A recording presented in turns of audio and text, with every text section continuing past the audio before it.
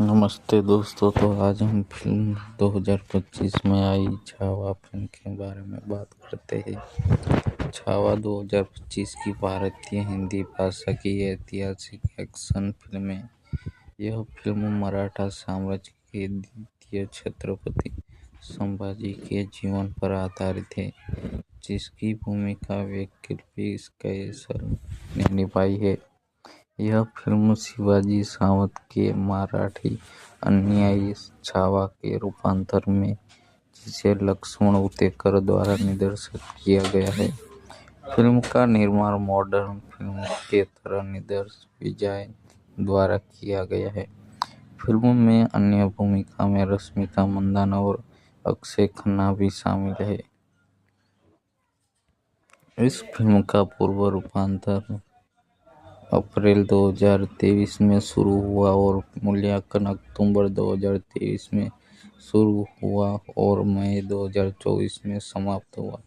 Film का score और sound track album A R Rahman द्वारा रचित है, जबकि गीत इरशाद कालीम और क्षितिज पटवर्धन द्वारा लिखित गए हैं। यह फिल्म 14 फरवरी 2025 को मानके और आईमैक्स में सिनेमाघरों में रिलीज हुई थी। इसे 752.81 करोड़ कमाए हैं, जिसके साथ यह 2025 की सबसे ज्यादा कमाई करने वाली भारतीय फिल्म है। 2025 की सबसे ज्यादा कमाई करने वाली हिंदी फिल्म बनी है। शिवाजी के निधन के रूपांतर में यह समाचार मुगल सम्राट औरंगजेब के दरबार में पहुंचा। उनके सलाहकार ने मराठा प्रतिरोध के पतन की संभावना जताई, जबकि औरंगजेब ने एक प्रबल शत्रु के होने को स्वीकार करते हुए उत्सव मनाने का आदेश दिया। परंतु नेतृत्व पहले ही शिवाजी के पुत्र संभाजी के हाथों में आ चुका था। बुरहानपुर एक महत्वपूर्ण मुगल प्रशासनिक और वाणिज्यिक केंद्र अचानक मराठा आक्रमणों का सामना करता है। अप्रस्तुत रक्षक इस आक्रमण से पराजित हो जाते हैं। युद्ध के मध्य संभाजी एक गड्ढे में गिर जाते हैं, जहां उसका सामना एक सिंह से होता है।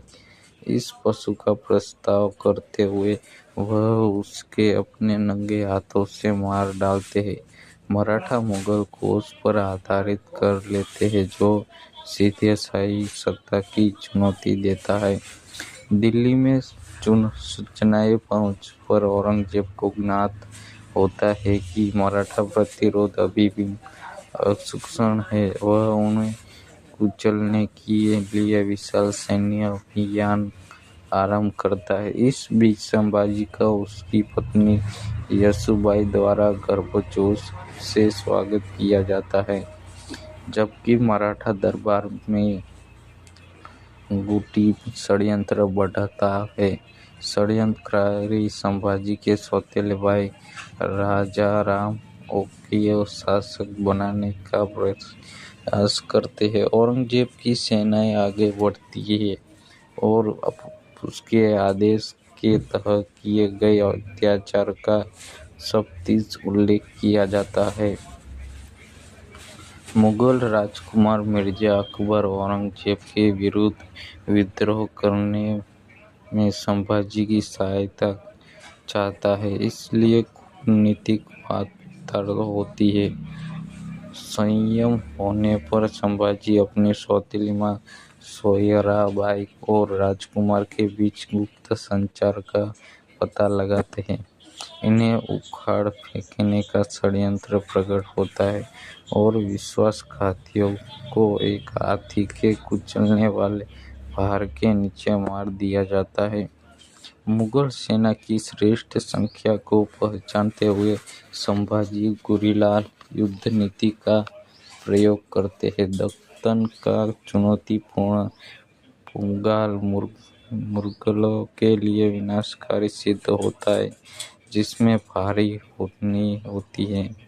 औरंगजेब, जिसने संभाजी के पराजित होने तक ताज न पहनने की शपथ ली थी, बढ़ती कठिनाइयों के सामना करना पड़ता है।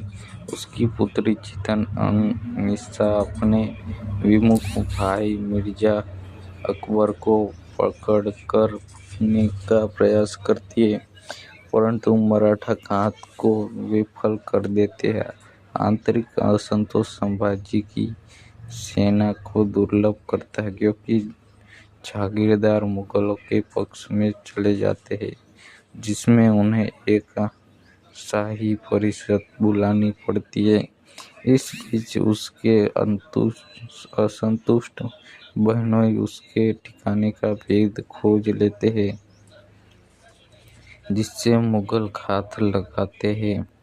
जब उन्हें योद्धा गिर जाता है, तब प्रमुख मराठा नेता ताजी घोड़पेड़ और धनाजी जाधव प्रतिरोध जारी रखने के लिए गुप्त रूप से बाहर निकाल दिए जाते हैं, जबकि अल्पसंख्यक संभाजी अपनी गिरफ्तारी तक लड़ते हैं। औरंगजेब के सामने ले जाने पर वह समर्पण करने से मना कर देते हैं। उनके निष्ठावान सलाहकार कवि कलश को भी शीघ्र ही मार दिया जाता है। संभाजी को क्रूरता से पराजित किया जाता है, परंतु वह अपने आदर्शों का त्याग नहीं करते। बढ़ते विद्रोह का सामना करते हुए औरंगजेब उन्हें समर्पण करने का अवसर देता है। संभाजी अडिग रहते हैं, यह घोषणा करते हुए कि स्वराज के लिए संघर्ष पूरे साम्राज्य में फैल गया है। जिसे ही उनका निधन होता है। येसुबाई राजाराम को अगले छत्रपति के रूप में ताज पहनाती है, जिससे प्रतिरोध जारी रहता है। फिल्म मराठा की अंतिम विजय के साथ समाप्त होती है, क्योंकि मुगल साम्राज्य 3 दशकों के भीतर ढह जाता है, जिसमें भारतीय स्वराज की स्थापना होती है। इस फिल्म के पात्रों के बारे में वैकल्पिक कौशल छत्रपति संभाजी महाराज के रूप में होते हैं, रश्मिका मंदानी येसुबाई भोसले के रूप में, अक्षय खन्ना औरंगजेब के रूप में होते, डायना पेटी जीतन निसा बेगम के रूप में होती, नील भूपलम के रूप में राजकुमार मोहम्मद अकबर, अबीर राव मोहम्मद के रूप में आशुतोष राणा, दिव्या दत्ता के रूप में सोयाराम भी दिखाई देते हैं। वरुण बुद्धदेव छत्रपति राजाराम महाराज के रूप में है, विनीत कुमार सिंह के रूप में कवि कलिश, संतोष चुवेरकर रायजी मालवीय के रूप में है, आलोकनाथ सोमाजी के रूप में है, प्रदीप रावत यशाजी कंक के रूप में देखने को मिलते हैं, किरण करमरकर के रूप में अज्ञात दत्तो सचित है, बालाजी मनोहर मनोहरजी के रूप में है, अनिल बोज मुरकरे खान के रूप में है, खरो के रूप में नीलकंठ पाटेकर, सागर संताई गनोई शीर्ष के रूप में है, सुब्रत जोशी कन्हैयाजी सिर के रूप में देखने को मिलते हैं, अंकित अनिल शर्मा संतासी घोड़पेड़ के रूप में, अताजी मानेसकर गधे के रूप में, आशिक पाड़ोते, शुक्र एक बोटे धनजी जाधव के रूप में, सिराज मुक्त बहादुर खान के रूप में, शिवराज वालेकर बहरजी नाई के रूप में है, मनोज कोहटकर बालाजी आवाजी चिटनीस के रूप में है, अस्ताद काले सूर्य के रूप में है, दसित पड़ोसी इल्लास खान के रूप में, रोहित पाठक कक्कड़ खान के रूप में देखने को मिलते हैं। इसी तरह संजय जायसवाल आजाद के रूप में, सुखविंदर सिंह खान जवान के रूप में, लवी पजनी सोदूर बिरंगझंग के रूप में है, त्रिशाल सिंह शहजानंद अल्ज के रूप में है, रफ़ी खान शहजाद मौजूद के रूप में, सरखा खान के रूप में, राकेश थेराजी, अक्षय आनंद कोहली रूहुल्ला खान के रूप में आप देखने को मिलते हैं। अजय देवगन सर्वाधिक के कथावाचक के रूप में वॉइस ओवर देते हैं। फिल्म का लाइफ टाइम कलेक्शन 1000 करोड़ तक पहुंच सकता है, क्योंकि इस तेलुगु डबल वर्जन से और मजबूती मिल गई। साथ ही आने वाले हफ्तों में इस फिल्म का कोई बड़ा कॉम्पिटिशन नहीं है, जिससे इसकी कलेक्शन में बढ़ोतरी होगी। छत्रपति संभाजी महाराज के बारे में